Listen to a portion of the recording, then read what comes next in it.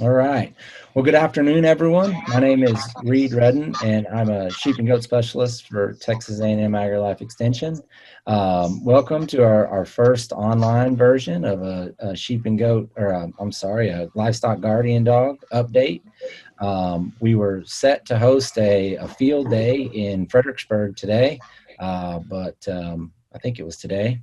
And due to the COVID-19 issues that we're having, we decided to host an online meeting, a condensed version of that livestock guard dog field day. And so we'll be doing that here as we get through, if we can make all this technology work.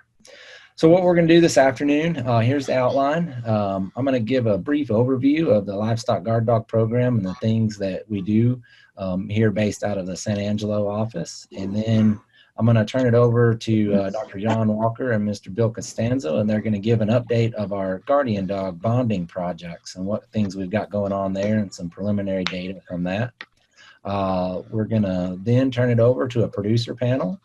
So Misty Giles, Shirley Pfeiffer, and Crystal Spinrath are going to share their experiences with using GPS trackers and how that has helped or hopefully not hindered their livestock guardian dog management programs. And then hopefully we have time for a little bit of a Q&A there towards the end. So what is our Texas A&M AgriLife Livestock Guard Dog Program? It's an effort that we're putting in to really improve people's knowledge and understanding at using guardian dogs. This kind of got started in 2015.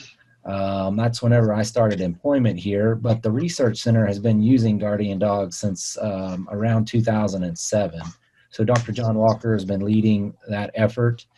We needed to do research, and there was research that needed to be done, but the predators were eating all of the lambs. So we had to figure out how to use guard dogs to continue research.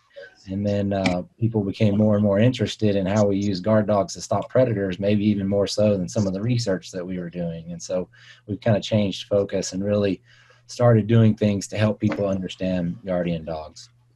In 2015, we received a grant from the National Sheep Industry Improvement Center, and I led that effort. And we worked with about a half a dozen ranchers that had never really used guardian dogs before, and they wanted to know if they could buy bonded and ready dogs to just turn out. We followed them throughout a year, and those case studies are online at our website at sanangelo.tamu.edu. And so if you go to our website and just click on the guardian dog on the front page, it'll take you to the page where we've got all of our information about guardian dogs. There's been some published research in the literature that was funded through the Martin Ranch Endowment. Dr. John Tomachek, who is a wildlife specialist for Texas A&M AgriLife, was housed here in San Angelo for a period of time, and we had done some research at the Martin Ranch that he led, and Dr. Walker was really involved in that as well. In late 2015, early 2016, we released a fact sheet on livestock guardian dogs. It's kind of a 4 or 5 page how-to guide to get started that you can also find on our website. And one of the more popular things that we've been doing, or that's really popular from people, is our field days. So in 2017, I believe, we had a spring livestock guard dog field day in Menards, very well attended. People have really liked the information that we've been putting out, and we're pleased with the amount of interest and adoption that the ranching community in our region have really adopted livestock guardian dogs. So through our work and our awareness, the Sheep and Goat Predator Management Board, which is a checkoff funded organization for sheep and goat sales in the state of Texas, most of the state, not all counties, but most of the major sheep and goat producing regions. That checkoff goes into that Predator Management Board.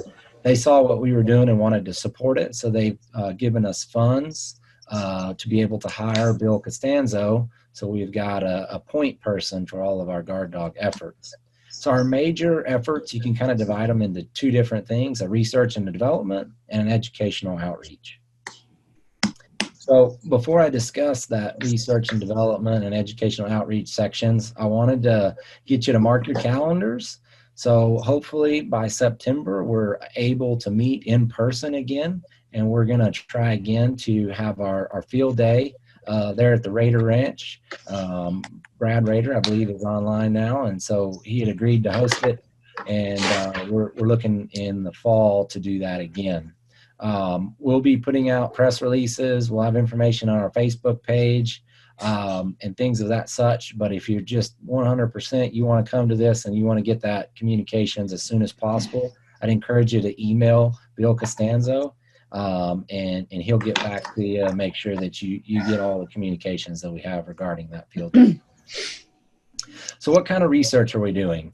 A lot of it's demonstration, some of it's really controlled research, but one of the main things is we're trying to look into GPS tracking systems, twofold. One, so that we learn how they work to be able to convey that information to people to use them. And then also, we want to track the dogs and get an idea of where they're going. And so we're not going to really present a lot of that today, but Dr. Walker and Bill and some others have really put that data together. And it's very interesting to look at what dogs actually do versus how people perceive them to go out and work and do different things. We've also done some work in feeding stations. Many people who can't feed them every day set up feeding stations, and we've set up game cameras on these feeding stations and monitored and tracked the animals that have come in. I say I've been involved. They let me know the data, but other people have done all the legwork.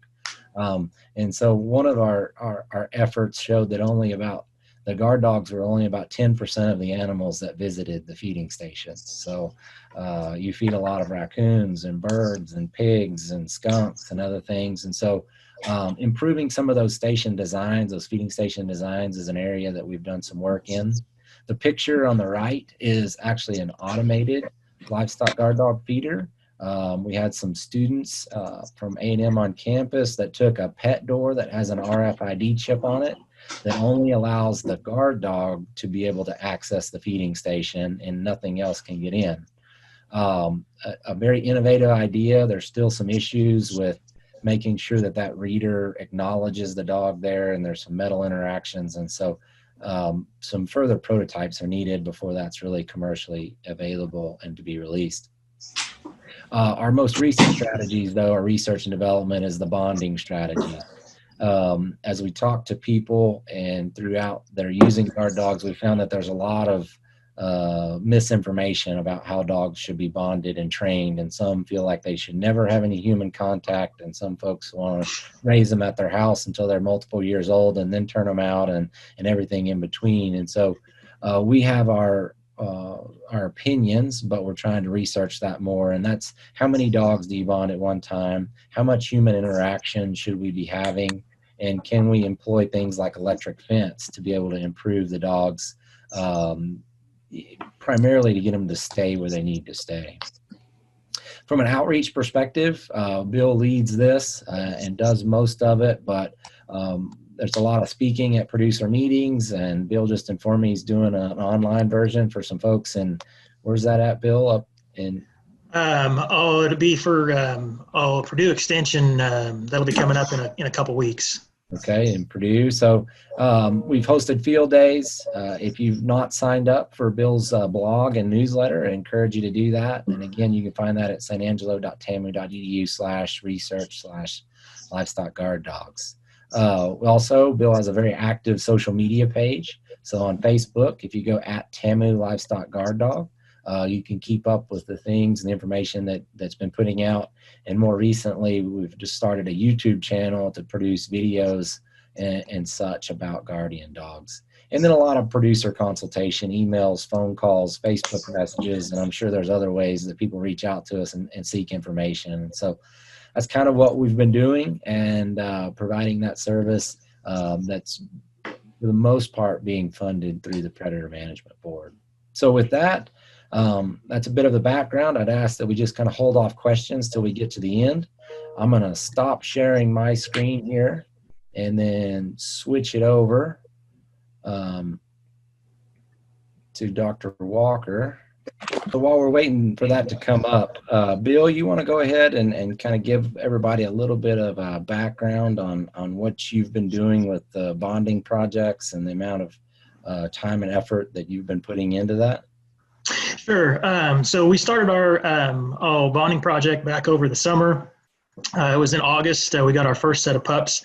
And so, one of the biggest problems that we see with livestock guardian dogs and producers is, how well the dogs are bonded, and the dogs end up roaming, and there's a lot of issues with that. And the dogs are, when they're roaming, they get hit by cars or they get shot by neighbors and that kind of thing. And so one of the big problems that we see is, a lot of that is related to improper bonding techniques to the livestock. And so we decided to test two different theories with those set of pups that we had. And those ideas were taken from producer recommendations. I do a lot of producer visits, and so we came up with a couple of theories that we thought would be good to test. One of those, Reed had already mentioned, was with hot wire.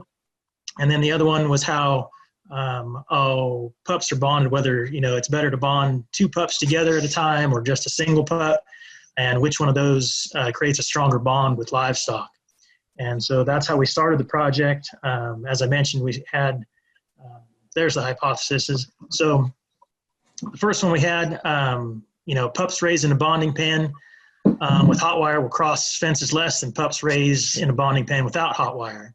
And so then the second one we were testing this last summer, would pups bonded with other dogs in the bonding pen stay closer to livestock than pups raised with more than one in a bonding pen? And so we had 6 pups that were in that project, or in that phase of this project. This is a continuing project that we have going on. 3 of the pups were Maremma pups, and 3 of them were a Texas mix. And if you're not quite familiar with that, it's basically a 3-way cross of Pyrenees, Akbash, and Anatolian Shepherd. And so all the pups were 8 weeks old when we received them. We kept all the same sex, so they were all males. We really just chose males because it's a little bit cheaper to get them neutered, and there's less recovery time for the dogs and issues of infection and that type of thing. They were from 2 litters and from 2 different breeders here in Texas that we work closely with. So all the pups from each litter were placed into a couple 100-acre pens. We randomly selected them, whether it was a single pup or a pair that we put in each one of the bonding pens.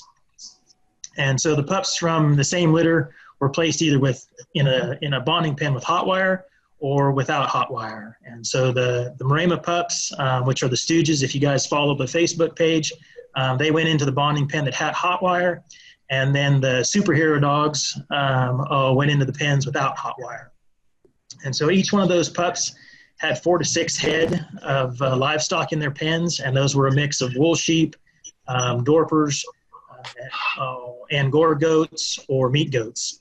And so we wanted the dogs to bond to all different kinds of stock because we had the idea that towards the end of the project, we were going to place some of the pups with a cooperating producer. And so we weren't sure exactly who that would be, so we wanted them bonded to all the different types of livestock that were possibly out there. So we had 4 1-acre bonding pens. They were placed separately in a 100-acre field, and then they were separated by a 100-acre field.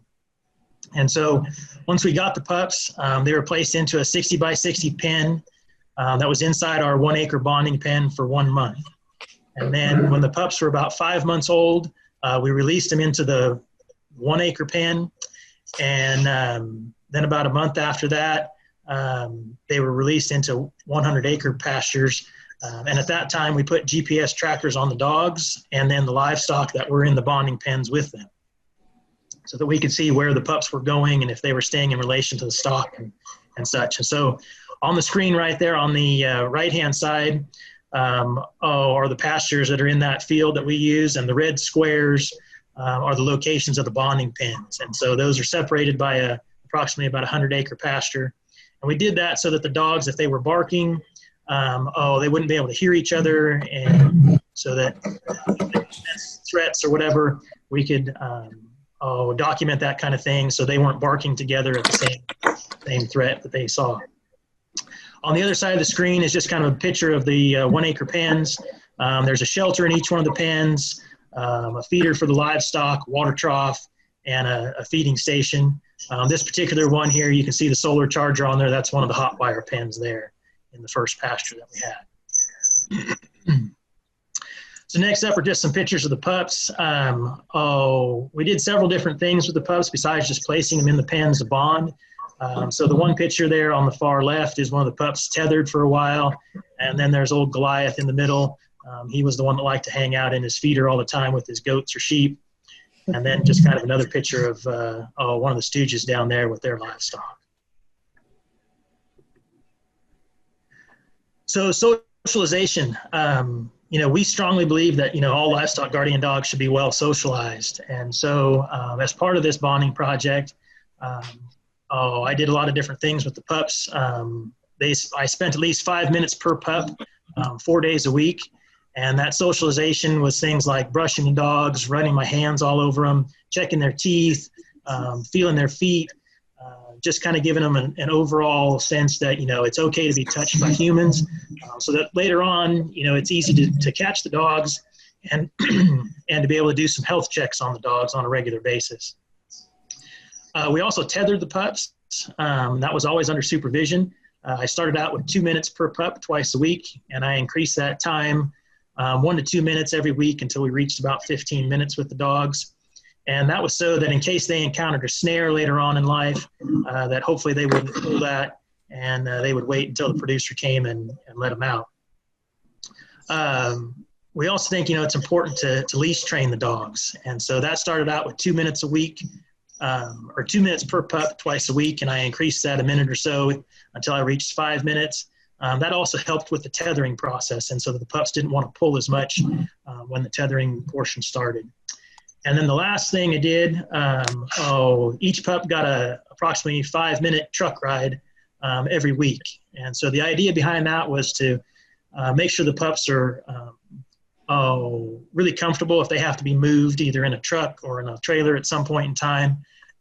These dogs really get worked up a lot of times if they haven't had that experience at a younger age, and it gets pretty stressful for them.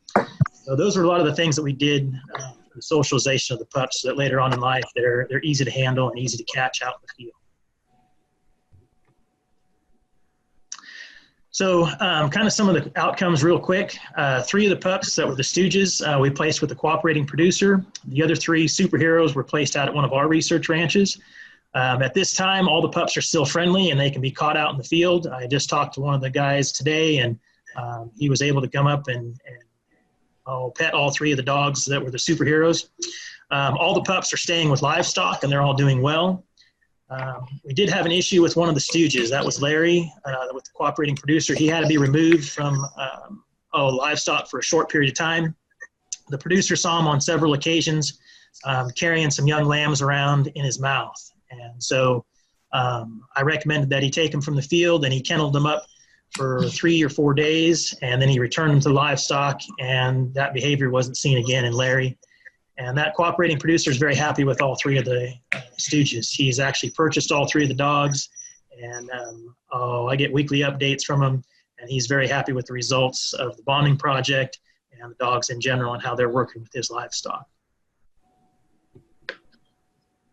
Okay, so as Bill mentioned, we put the GPS trackers on the guard dogs, and we put them also on the sheep. And so I'm going to show you some of the results of the GPS data that we got off of those.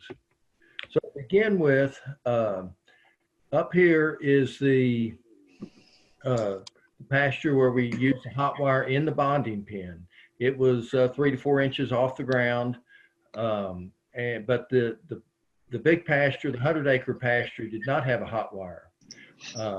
And the idea was, will these dogs generalize the hot wire in their bonding pen to all fences?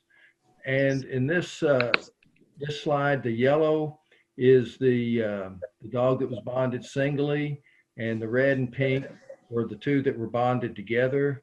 Down here, this pasture is where the dogs with that did not have a hot wire in their pen. And again, the red is one bonded singly, and the dark blue, light blue are the 2 that were bonded together. And so what we're going to see is a series of slides where you're going to see every place on an hourly time step where these dogs were on a day-by-day basis and whether they stayed in the pen or where they went.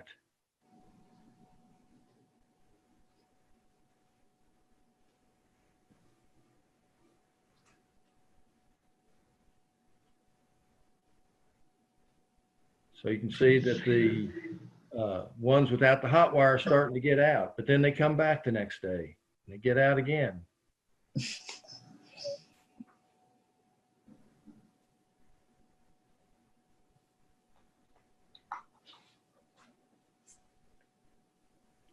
This is about 10 days later. And now these dogs that didn't have the hot wire are really starting to travel long distances in some days, up to probably 2 miles from their bonding pen, some of them.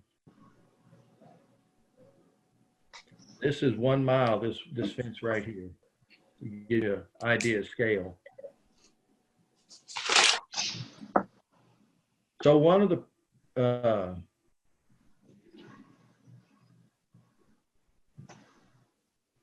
and you can see that now these dogs have actually gone in and gotten in with the dogs that were bonded with the hot wire.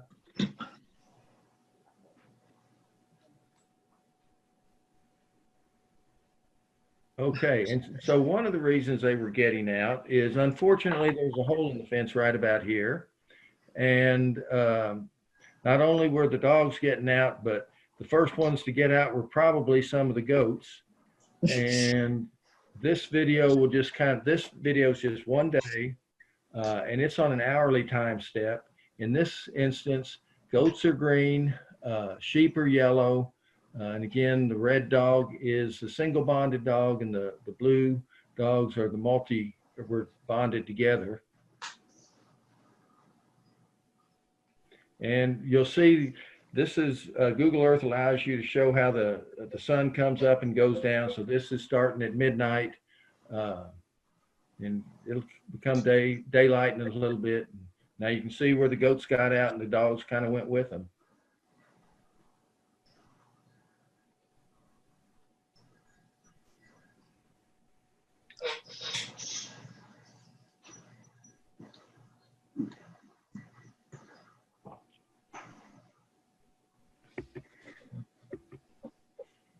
Okay, and so this slide is the stooges, ones that were bonded in with the hot wire. And this is just all the locations over 18 days in a 1-section pasture in Crockett County with this producer that took them. And the thing to note about this is that they have never left this pasture, okay? I will say that when they were with us right at the end, before we took them out to this producer, they did get out a couple of times. They didn't go very far, but our dogs were going in there and they were probably following them out.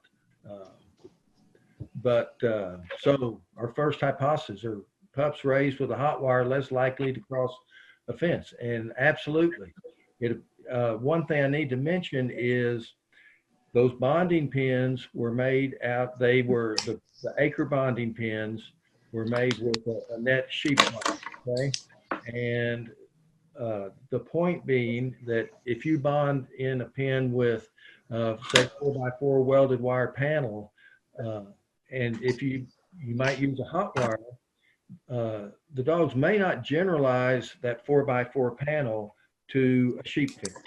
So that was, when you try to get animals to generalize a behavior, you need to keep as much kind of constant as you can. But I also think that, we can't say unequivocally that the hot wire did it all. There were genetic differences between those dogs. They came from different litters. And then there was a hole in the fence. The stock were getting out. The dogs were going with them. And so they may have trained them or helped teach them, that, hey, getting out's okay. Maybe even fun. John. Yeah. And a point of clarification, just so that I think it was said, but the electric fence was only in the bonding pen, which correct. is a 1 acre bonding pen. The 100-acre pasture that they were going to did not have electric fence, either in the electric treatment or the control treatment. So is does it carry over whenever the electric is no longer there? Yeah, exactly. And that's what we want to do, because we're not going to have electric fences on all our pastures. And so it appears that it made a big difference. So next question is, do pups that are raised as pairs stay closer to livestock than ones that are raised as singles? It was somewhat equivocal. Okay, one thing that was really interesting. So the sheep are over here, and the goats are here, and this is the stooges, the ones that were raised with the hot wire, and this is the superheroes. So notice that the stooges stayed closest to the goats, and the superheroes closest to the sheep. Also, even though they were traveling a lot, on average, the superheroes stayed closer to their stock than the stooges.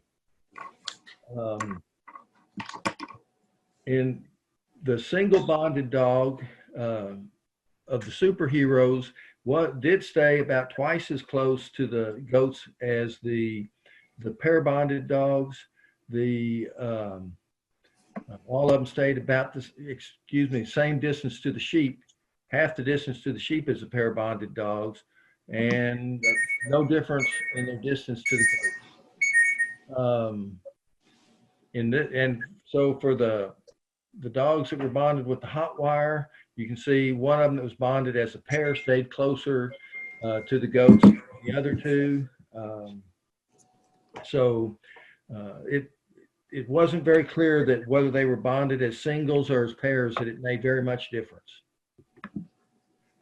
This is kind of interesting too. If we look at the average distance between livestock, what we see in 4A, where is that the goats stay very close together and the sheep spread out, and the dogs stayed closest to the goats, the ones that were most tightly flocked. And we see just the opposite in the other pasture, where the sheep stayed closest together and the dogs stayed with them, and the goats were spread out. So I don't know if that's an indication of where the dogs like to be, but it is interesting. Okay, what about how close do these dogs stay to each other when they're bonded as singles or pairs? So SP1 means a single to one of the pairs, and SP2 means a single to the other pair, and P1, P2 means the two pairs together. Overall, there was very little difference in whether how close the single dog stayed to the pairs or the pairs stayed to each other. And the only other thing that's kind of interesting in this, the superheroes that were bonded without the hot wire, they tended to come together more so at night than the other group. This is, so these are the stooges on the cooperator pastures. And this is the average distance again between the single bonded to one of the pairs and the single bonded to the other pair, and the pair to pair. So once they were turned out in larger pastures, on average, the two pairs stayed a little closer. But notice these are all 225 to almost 300 meters across, average apart from each other on average throughout a day. So they're not staying that close. I mean, they're staying 2 to 3 football fields away from each other on average. But the other thing that I thought was really interesting is if you look at a minimum distance on a daily basis, they always, sometime during the day, came back together and I guess checked each other out and just, hung out a little bit. But again, on average, they were kind of all over the place, which is, I think, a good thing. So what are our conclusions? Well, there are several differences between the livestock guardian dogs from the different litters and bonding methods. 4 months post-bonding, when all dogs are with livestock on working ranches, all are performing well. And so I think it says that you can bond them in different ways and be successful. There's probably some ways that are going to work better than others, though. we've used livestock guarding dogs at weaning that we've bonded, and older dogs bonded by their breeders. And, you know, we're strong proponents of that you should do your own bonding to your livestock and in your situation. Of all these older dogs, we've gotten older dogs for different reasons. Sometimes we short dogs and we just need it, and we're having predation problems and we needed some older dogs. But of all the dogs we've gotten, there's only one that's ever stayed on our properties for more than 6 months. We think you ought to build the bonding pens away from the house and beyond eyesight and hearing of your house. I think the one thing that really came out of this study is the hot wire teaches pups to respect those fences, and they can generalize it from the bonding pen to other fences without a hot wire on them. Okay, I'll turn it back over to you, Bill. I'll keep moving the slides. Okay, thank you, Dr. Walker. So I'm just going to give a quick introduction of the 3 producers that we have here with us today. I do want to thank you guys for participating with us. So we have Grant and Misty Giles. They ranch with Grant's parents on the Hillingdon Ranch, which is between Comfort and Fredericksburg. They raise Angus cattle, fine wool sheep, and Angora goats, and they've been using livestock guardian dogs with GPS trackers for a few years now. After that will be Shirley Pfeiffer. She owns the Pfeiffer Ranch in New Braunfels, and she's a 3rd-generation sheep rancher, and she's got approximately 200 head of Rambouillet sheep, and she's been using Great Pyrenees dogs for close to 4 years with 100% success of guarding her livestock. And then last up is Crystal and Glenn Spinrath. They operate a ranch in Mills County in Texas. They raise Angora goats, fine wool sheep, and cattle, and Crystal's family has been using registered Akbosh dogs since 1987. Her and Glenn continue to register Akbosh dogs as well as registered Kangal dogs on their ranch. Crystal's also the president of the Akbosh Dog Association, and they've been using Invisible Fence brand fencing for about 5 years to help contain their dogs and control predators. And so with that, I'll turn it over to you, Misty. Is Misty there with us today? We're here. Hey, there you go. Right now, we just have 1 guard dog, and we use the Untitled Chapter, which we've had the best luck with that one because we can, on our app, on our phone, check in and within a few minutes see where that dog is located at. The other one, we didn't have much luck with out where we are because of the signal, I guess. But actually, our guard dog wasn't ever really bonded here. We had her with some muttons at a different lease place, and she respected the fences pretty well. She would get out occasionally, but always went back. And there were snares along that fence, but we never had any trouble with her there. She's now on some kidding fields with a bunch of different nannies, and they have gotten used to her slowly, but now we haven't had any issues. She has been caught in a snare before with her front leg, and luckily she didn't pull too hard. We were able to look and see because we check her tracker often, but she hadn't moved, and so we were able to go and get her out of that snare. But that's one thing is we use lots of snares here, so a good tracker where we can see kind of real time where that dog is real important in our situation because we can't see getting rid of snares in the way our terrain is. So. Yeah, it's we're not seeing it how it would be realistic to stop trapping at this point. We see snare dogs right now as more of a supplement to protecting the livestock than just going to it as a single tool to protect the livestock. So the trackers are very important to us. That's about it. Grant or Misty, can y'all talk a little bit more about the trackers that you've been using and how often you need to recharge them? Okay, we're using the Optimus, and we've actually had a little bit better luck with the older Optimus, which runs off of, I think, a 3G. The newer ones didn't work as well for us here, so we're glad to still have one of the older ones. Depending on where that dog is, if she's down in one of the fields that doesn't have a good signal, I'm changing her the external battery that's attached to it every probably 4 or 5 days. But when she was at that lease place, it was, you know, other side of Comfort, really good signal. There's a cell tower very close. We could go about every maybe 8 to 10 days at times. So it just depends on where she's located. But since she's close to us here, you know, we're checking on her, seeing her every day anyway. So changing the battery is not a big deal. And we have a couple of external batteries that can be charged up, and we go and just switch it out quickly. So it depends on our location.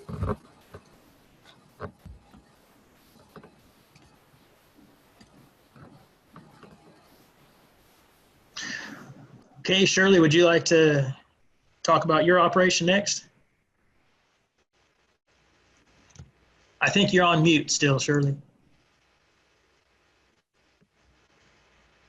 Now, can you hear me? Yep. Okay, well, first of all, thank you everyone for having me today. Like Bill mentioned, I have about 200 head of Rambouillet sheep. They run on approximately 265 acres. I have about 3 big fields along with pasture land that has a lot of dense brush, cedar, mesquite. I have 2 livestock guardian dogs that I started about 4 years ago. I was running into huge problems with coyotes coming out of that heavy brush, coming into the field, snatching the lamb. I also had big problems with, I believe, Bill, we call them caracaras, or I call them Mexican buzzards. They would take my live lambs and literally take them off. So I looked into the livestock guardian dogs, and I decided they're 2 separate litters from the same parents, but 2 separate litters. They're about a year apart. One of my dogs is 100% Great Pyrenees. The other one is a quarter Akbash and 3/4 Great Pyrenees. Before I got the dogs, we had many years of where the state trappers were coming in. I had M44s placed everywhere on the land. We did snares, along with personal hunting methods, blocking holes in fences. Nothing helped. So I raised both of my dogs. Again, they were about a year apart, in a bonding pen. I do things a little bit different than everyone else. I have my sheep that I bring in at night along with my dogs. They have a large area that my dogs are in with the sheep, and then in the mornings I let them out. The reason I do that is I'm surrounded by nothing but subdivisions at this point. So it is not only a protection of the sheep, but of my dogs as well. So one of my other training methods besides doing bonding pens was I was basically their shepherd. At 6 to 8 weeks, I took the pups out with my sheep, with my entire herd, and stayed and worked with those pups a couple of hours every day, getting them the idea of what we did. I did not use hot wire. Then those pups were brought back into their bonding pen, away from everybody, while the sheep went out. And then the sheep came in at night, and those dogs were kept again with their livestock. They became teenagers, and I started having a lot of problems with the dogs running away. At that point, they were together. And I had to come up with a solution because I could not find them. I depended on my neighbors anyway to call me. They had tags with my phone number, and I got really tired of it. At one point, one of my Great Pyrenees, she's about 140 pounds, ended up in a swimming pool. And she had, a heat stroke.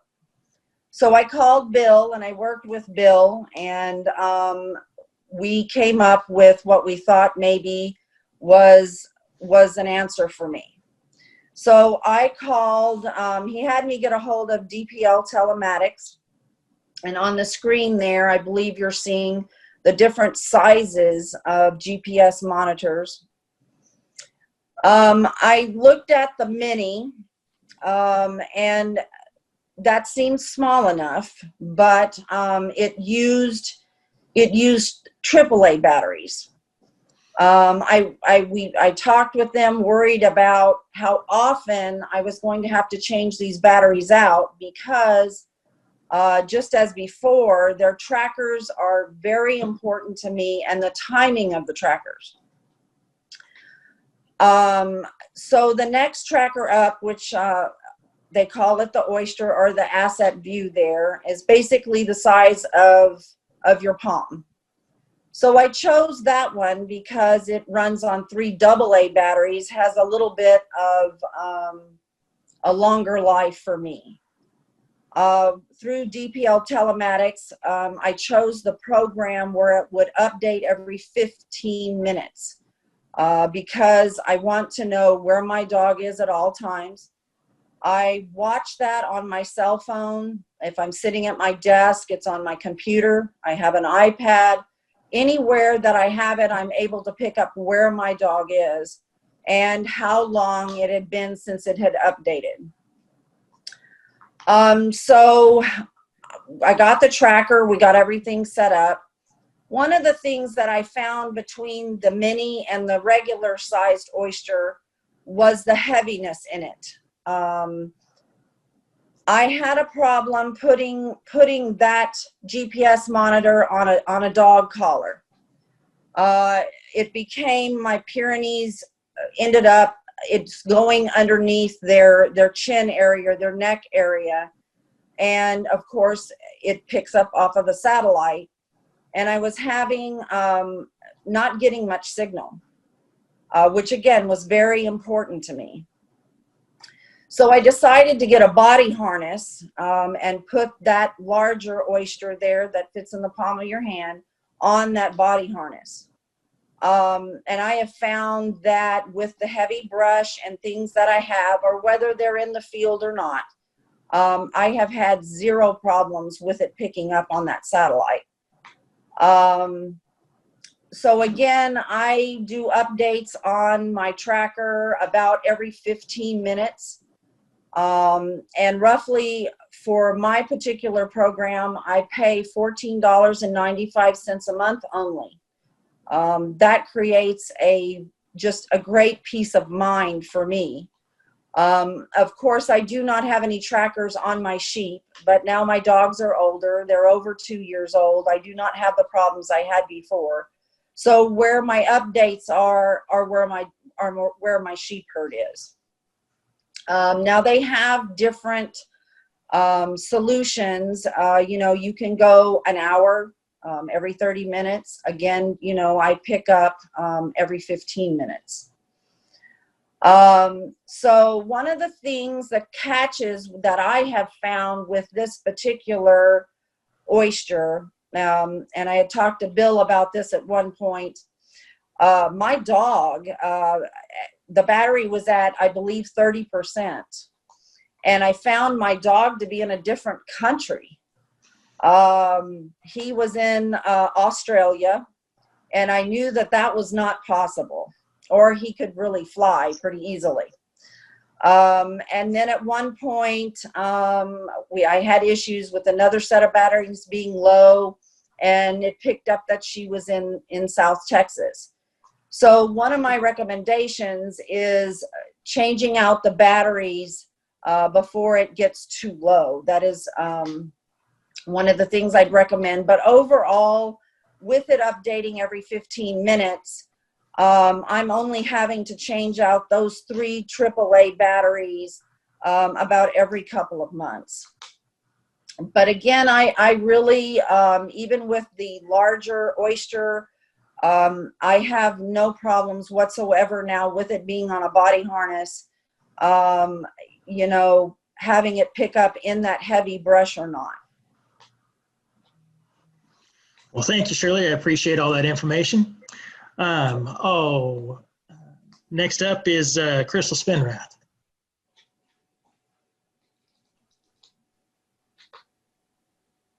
Oh, you're still muted, Crystal. Okay. We've been using invisible fence with our dogs for the last 5 years. It's been highly successful for us.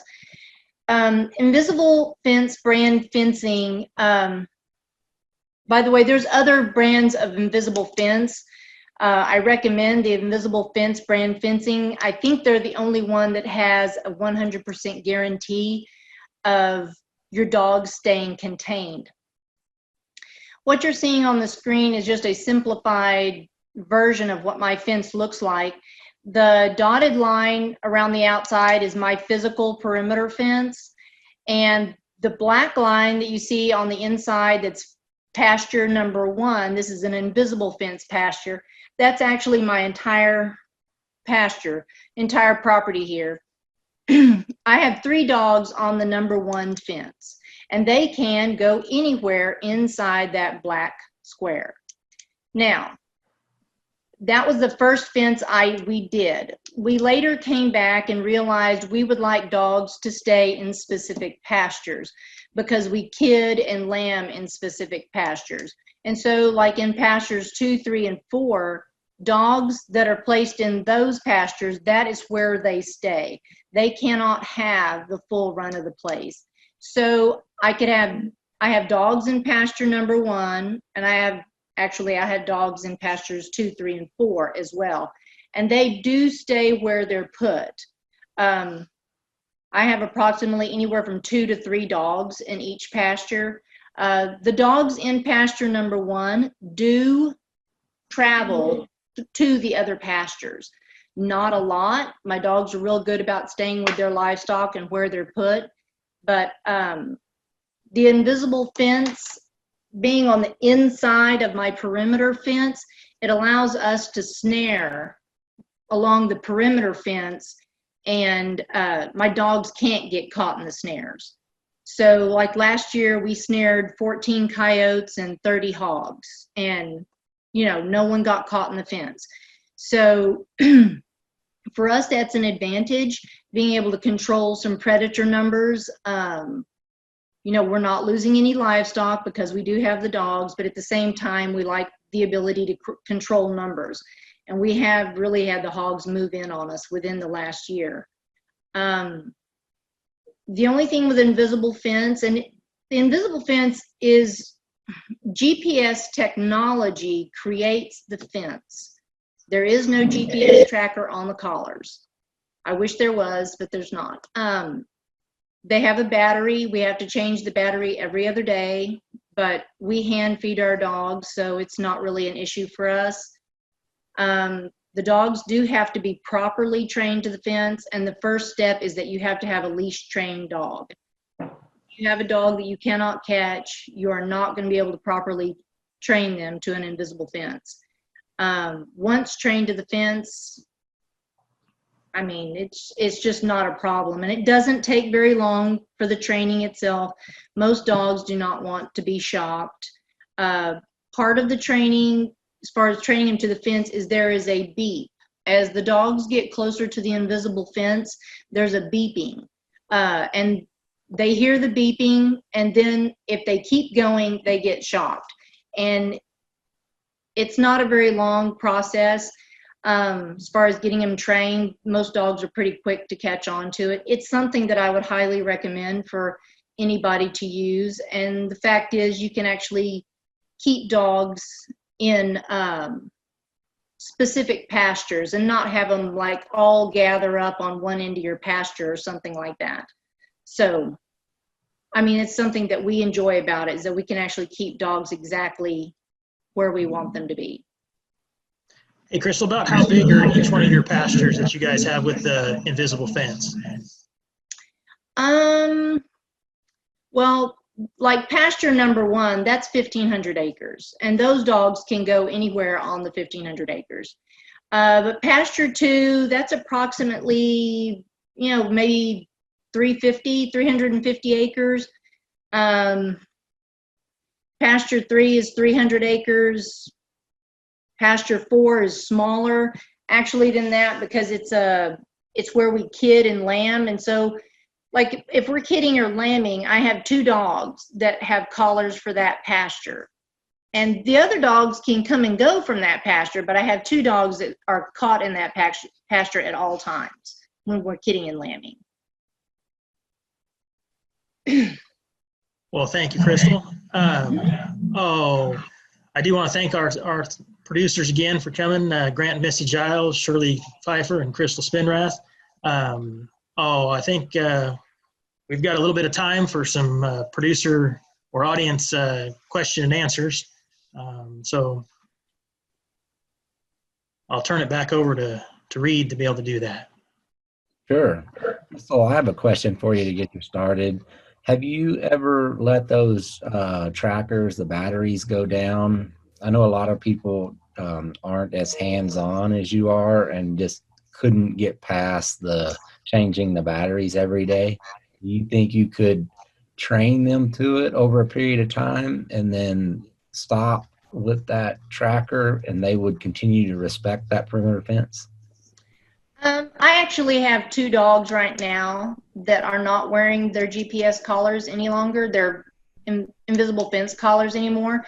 I do not think I'm ever going to have a problem with them leaving. And the thing is, and it's just like the research that y'all have done as far as with the hot wire. Once they learn, their boundaries, they're more likely to stay in them. If they're, if they ever start getting out, it's difficult to get them to stop. But I do have a couple of dogs right now that I trust them to not wear a collar. But with young dogs, and like a few years ago, I had an older dog that I took from my dad, and I trained her to the invisible fence, but she was so used to getting out and going wherever she wanted that I would not take the collar off of her. I didn't trust her to stay. She would want to go somewhere. And so I always kept a collar on her. Thank you. Mm-hmm. We have a question in the chat box, and I'll read this one out, and John or Bill, y'all can start at it, and if someone else wants to weigh in, they're welcome to. But do you recommend bonding a pup if they are 16 weeks old? They've been raised with livestock, but bonded more with humans than goats at this point. So there's a critical period when dogs learn socialization, and they can be socialized with livestock, with people, with whatever, and that ends at about 16 weeks. So frankly, if I had a dog that was not well bonded to livestock or even well socialized to people and was 16 weeks old, I'd go find another dog. Yeah, I would agree with Dr. Walker. I think by that age, they may work, but I think you're going to end up having problems with roaming and socialization later on if you need to catch the dog. And, if you could find another dog instead, I would agree with Dr. Walker to find a different dog. Yeah, I'd like to add to it, and I've probably heard a lot of anecdotal evidence from people that have gotten dogs that were raised exclusively in a yard or without any livestock, and at multiple years of age they're put with livestock and are reported to be great guardians. And so I don't discount some of those anecdotal reports, but we probably also don't hear of all of the failures whenever that's tried, and it just doesn't work. So I would agree too that earlier is better.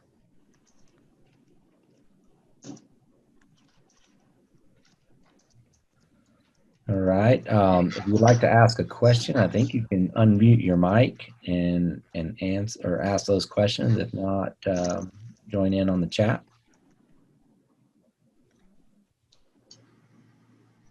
I guess I'll answer one from somebody that I saw out there. They were asking about livestock guardian dog breeds and mixes of breeds. So Great Pyrenees definitely are not the only dog that are out there. I think there's over 35 different livestock guardian breeds worldwide, but the most common ones here in the United States are definitely Great Pyrenees, Akbash, Brahma, Anatolian Shepherd. There's a few other breeds that are becoming more popular in some of the western states, like up in Wyoming and Montana, that are having some issues with larger predators. But those first four I mentioned are probably the most popular ones, especially here in Texas. Thanks. Kyle Taylor, he's got his hand raised very politely. Would you like to ask your question? Yeah, what is when you buy I mean a lot of people buy older dogs, you know, whether Akboshes or Peers or whatever they are. A lot of people either have goats or sheep. There are a bunch that do have both, but when they buy older dogs and they have the opposite species, like a lot of mine were on goat farms, but we got sheep. Where we have issues is getting them bonded over to sheep sometimes, or it takes quite a bit of time. What is a better way to get them to bond over to sheep if they've been raised with goats for a year and a half?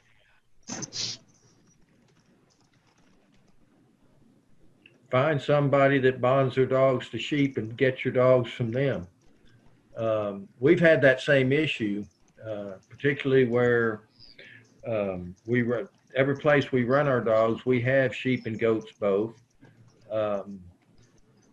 I would say in general, it appears to me that the dogs prefer goats over sheep. That's not always the case. There's some dogs that definitely prefer the sheep over the goats, but I know we had a neighbor in Menard County that got 2 dogs, and I think they had been bonded to goats, and he put them with sheep, and they stayed on his place until we moved some goats across the fence, and now they're on our place, and they've stayed with our goats ever since.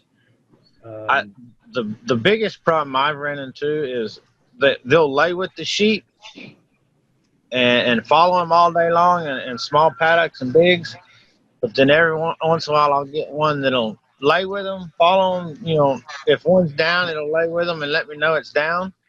But every once in a while, it'll want to chase another sheep here and there. Every once in a while, when we get an older one that's been with goats, that'll be one of my issues of acclimating it over to sheep.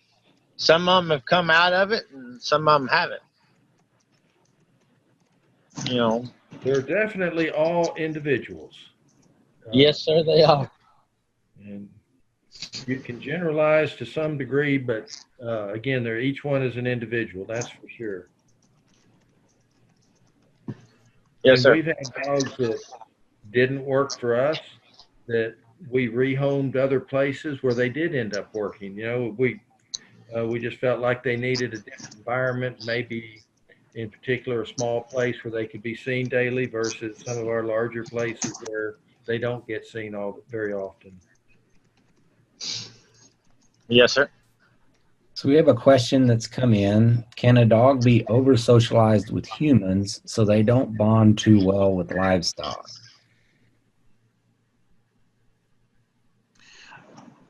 I guess I can answer that one, and Dr. Walker, feel free to jump in. I would say that's definitely a possibility. I think you can over socialize a dog so that they want to stay closer to the headquarters or people in general. I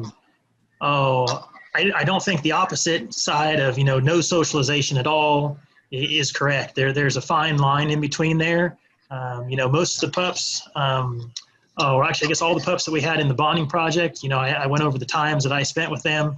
In general, if you totaled up the amount of physical socialization time, the time I walked them, the time that they were tethered with me there with them, it was anywhere from 15 to 20 minutes, 3 to 4 times a week probably. And so that much socialization at this point definitely hasn't affected the dogs. And so if you were to spend that amount of time, every other day with a pup as it's growing, they'd be easily catchable out in the field, but they're definitely not hanging around or actively looking for humans out at the ranches where they're located at this time. Yeah, I would agree with that.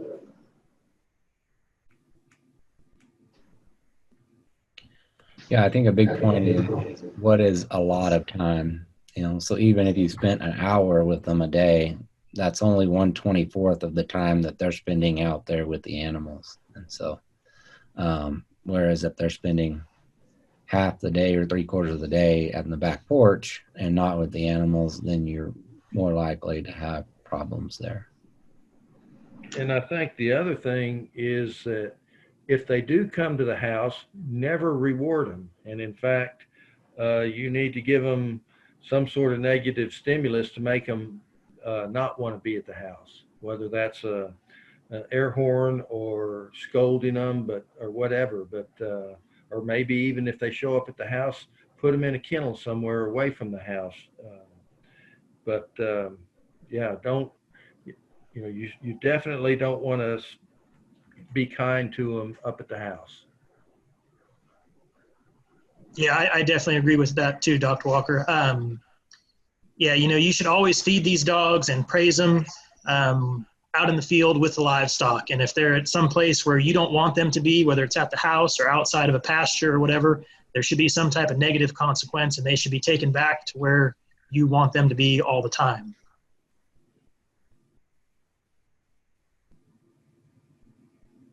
All right, we're coming up just over an hour here, so I'll just have one more question and then we'll end the meeting. But one of the last questions that has come in here is neuter dogs or leave intact, spay females or no, okay to mix, or do work males and females together? I guess I would, recommend that all dogs, unless you're a breeder or you're planning to breed your dogs, I would encourage you to neuter or spay all your dogs. By leaving the dogs intact, we haven't seen any difference in guarding ability, whether they're intact or not. But the issue becomes is that they're definitely going to start roaming. Either the males are going to be looking for a female that they can smell on the wind, or that female is going to be looking for a male to mate with at some point. And so they're going to then start roaming. And then once that roaming behavior starts, it's extremely difficult to stop. And so, if you can avoid that from happening, or take something out of the equation at least that'll help them not roam as much, that would definitely be a good thing. The other thing is if the female gets pregnant, at some point in time, that's going to end up costing you more in feed. When she has the litter, that's going to take her away from guarding your livestock. And if you don't collect all the puppies, if she gives birth out in the field, you could end up with feral dogs running around, and that just creates a problem for everybody and gives livestock guardian dogs a bad name. And so I would definitely encourage you to spay or neuter your dogs. The only thing I would add to that is that it seems like we've got a lot more people using livestock guardian dogs just in the past several years. And a lot of them are breeding dogs.